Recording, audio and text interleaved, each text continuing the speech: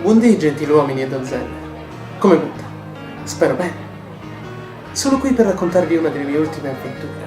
Una serie di peripezie risolte dal pistolero più tosto e più veloce del vecchio West. E del Giappone feudale, dell'Oceania preistorica, dello spazio e così via. Che dite? Vi posso deliziare con una storia?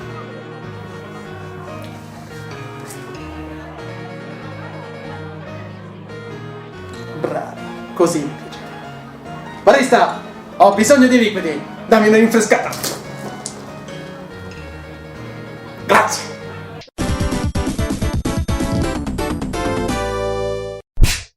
Se siete fan del vecchio West o di giochi alla Mega Man, allora la piccola serie che sto per proporvi oggi potrebbe interessarvi. Con il primo gioco uscito su smartphone, 3DS, Wii U e Steam e il suo seguito solo su questi ultimi tre, questi giochi sono stati sviluppati e studiati da una sola persona, uno svedese di nome Bertil Horby.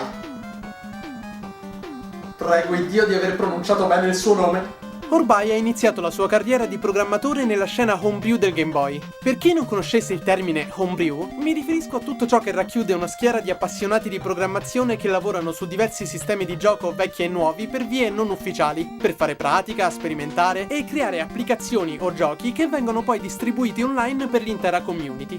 Ma Horby ha lavorato anche come professionista sotto diverse case, tra cui Capcom, dove si rese conto al lavoro sul reboot di Bionic Commando e il remake del primo titolo su NES che la scena dei giochi ad alto budget e personale gli stava diventando stretta. Decise così di mettersi in proprio, fondando Horby Productions e creando quasi completamente da solo la serie di giochi di oggi, Gunman Clive.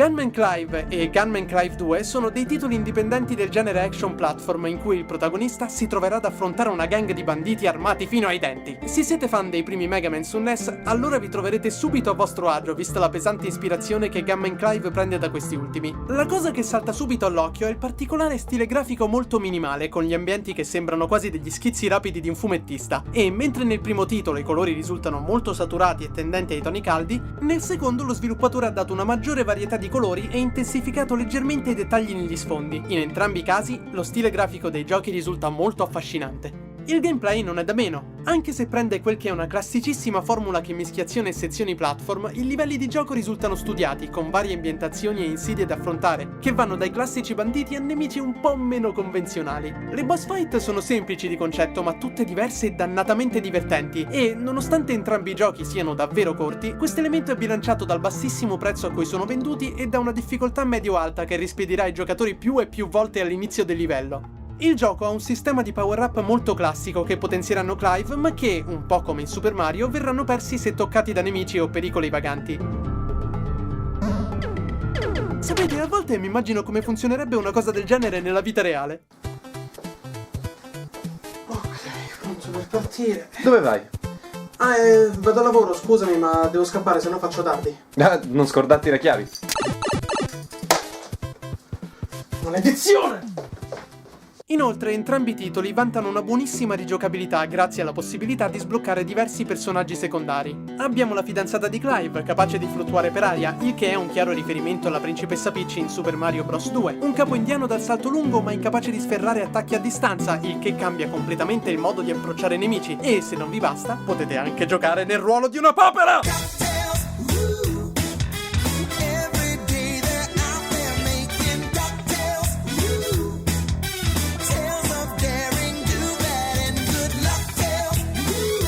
Ma la papera non è la sola cosa diciamo fuori posto, visto che il primo gioco presto mostrerà delle tendenze da vecchio titolo dell'era Super Nintendo, in cui il realismo dava spazio alla creatività. Così che Clive si ritroverà presto ad affrontare conigli assassini, robot e enormi tizi armati di Gatling. La cosa è portata ancora più all'estremo nel secondo gioco, che si potrebbe riassumere così. A che stai per giocare?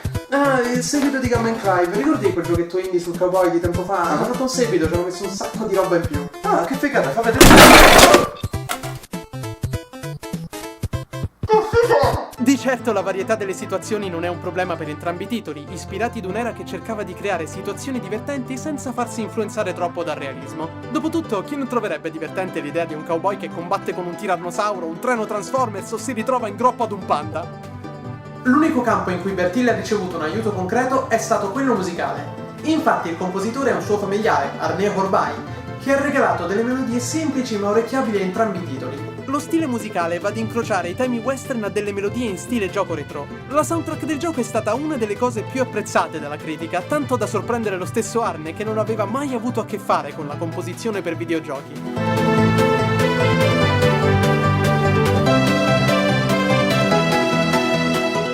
Gunman Clive e Gunman Clive 2 sono delle piccole gemme, non durano molto ma costano veramente poco su tutti gli store digitali su cui sono disponibili e il breve tempo di divertimento che regaleranno al giocatore è più che ottimo a mio parere, grazie ad un'escalation di situazioni varie e divertenti, un buon level design, diversi personaggi giocabili ed una soundtrack memorabile. Sono entrambi dei titoli che vi consiglio, non sono dei capolavori del calibro di indie come Shovel Knight o Cave Story, ma visto quel che offrono e a quel prezzo, penso che si meritino una piccola possibilità.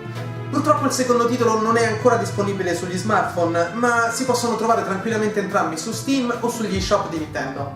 Detto questo, vi mando un saluto e ci vediamo al prossimo video.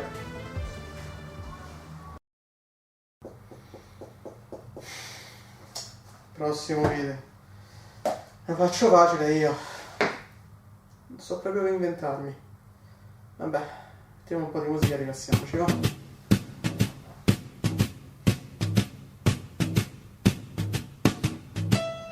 Fly me to the moon, let me play among the stars.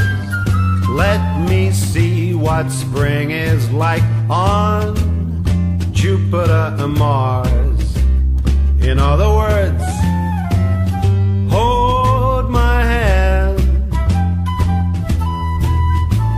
In other words, baby, kiss me.